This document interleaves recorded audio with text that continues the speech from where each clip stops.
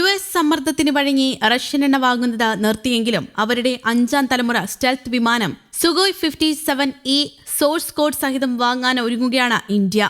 40 വിമാനങ്ങൾക്കുടൻ പ്രതിരോധ acquisition council അനുമതി നൽകും. അത്യാധുനിക റഡാറുകളെ പോലും വെട്ടിച്ച കുതിക്കാൻ ശേഷിയുണ്ട് സുഖോയ് 57-ന്.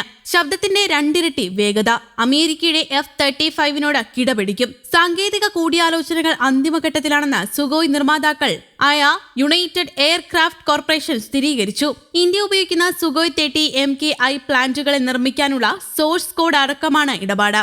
സോഴ്സ് കോഡ് ലഭിച്ചാൽ വിമാനത്തിൽ തദ്ദേശീയ പരിഷ്കാരങ്ങൾ വരുത്താം. ഫ്രാൻസിന്റെ 114 റാഫേൽ വിമാനങ്ങൾക്ക് കഴിഞ്ഞയാഴ്ചയാണ് കരാറായത്. 4.5 ജനറേഷനാണ് റാഫേൽ. അസ്ത്ര MK1, MK2 മിസൈലുകൾ, രുദ്രം ആന്റി റേഡിയേഷൻ മിസൈലുകൾ, റഷ്യൻ നിർമ്മിത R-77 മിസൈൽ എന്നിവ US 57Eയിൽ ഘടിപ്പിക്കാം. ഇന്ത്യ സ്വന്തമായി വികസിപ്പിക്കുന്ന സ്റ്റെൽത്ത് വിമാനം 2035 യാഥാർത്ഥ്യമാകൂ. ചൈനയുടെ J-20, J-35 സ്റ്റെൽത്ത് വിമാനങ്ങൾ ഉയർത്തുന്ന ഭീഷണിക്ക് ചുട്ട മറുപടിയാണിത്. പാകിസ്ഥാൻ 5ാം തലമുറ വിമാനം വിൽക്കാൻ ചൈനയും ഒരുങ്ങുകയാണ്. ഇത് മുന്നിൽ കണ്ടാണ് റഷ്യയുമായി പെട്ടെന്ന് കരാറിലെത്താൻ ഇന്ത്യ നീക്കം നടത്തുന്നത്.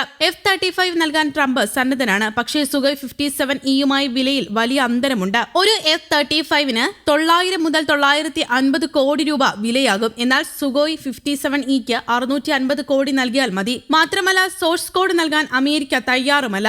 അതേസമയം 114 റാഫേൽ യുദ്ധവിമാനങ്ങൾ വാങ്ങാനും ഇന്ത്യയിൽ സഹകരിച്ച് നിർമ്മിക്കാനുമുള്ള നീക്കത്തെ പിന്തുണച്ച് ഫ്രഞ്ച് പ്രസിഡന്റ് ഇമ്മാനുവൽ മാക്രോൺ രംഗത്തെത്തിയിരുന്നു. ഈ മെഗാ പ്രതിരോധ പദ്ധതി ഇന്ത്യയുടെ സൈനിക ശക്തി വർദ്ധിപ്പിക്കുക മാത്രമല്ല ഇരു രാജ്യങ്ങൾക്കുമിടയിൽ വലിയ തോതിൽ തൊഴിലവസരങ്ങൾ സൃഷ്ടിക്കുമെന്നും അദ്ദേഹം പറഞ്ഞു. ഈ കരാറിനെ എന്തിനാണ് ആളുകൾ വിമർശിക്കുന്നതെന്ന് തനിക്ക് മനസ്സിലാകുന്നില്ല എന്ന് പറഞ്ഞ ഫ്രഞ്ച് പ്രസിഡന്റ് ഇത് ഇന്ത്യ കൂടുതൽ ശക്തമാക്കുന്ന ഒരു പങ്കാളിത്തമാണെന്ന് വ്യക്തമാക്കി. മേക്ക് ഇൻ ഇന്ത്യ പദ്ധതിയുടെ ഭാഗമായി സാങ്കേതിക വിദ്യ കൈമാറുന്നതിലൂടെ ഇരു രാജ്യങ്ങളും തമ്മിലുള്ള ബന്ധം കൂടുതൽ ദൃഢമാകും. പ്രതിരോധ രംഗത്തെ ഈ പ്രത്യേക ആഗോള തന്ത്രപരമായ പങ്കാളിത്തം കേവലം ഒരു വിമാന കച്ചവടത്തിനപ്പുറം വരും തലമുറയ്ക്കുള്ള നിക്ഷേപമാണെന്നും ന്യൂഡൽഹിയിൽ മാധ്യമപ്രവർത്തകരോട് സംസാരിക്കവേ അദ്ദേഹം വ്യക്തമാക്കി. ഭാരത സർക്കാരിന്റെ മേക്ക് ഇൻ ഇന്ത്യ പദ്ധതിയുടെ അഭിമാനകരമായ ഭാഗമായിരിക്കും ഈ കരാറെന്ന് മാക്രോൺ ഊന്നിപ്പറഞ്ഞു. വിമാനങ്ങളിലെ പ്രധാന ഉപകരണങ്ങളും ഘടകങ്ങളും പരമാവധി ഇന്ത്യയിൽ തന്നെ നിർമ്മിക്കാൻ ഫ്രാൻസ് പ്രതിജ്ഞാബദ്ധമാണ്.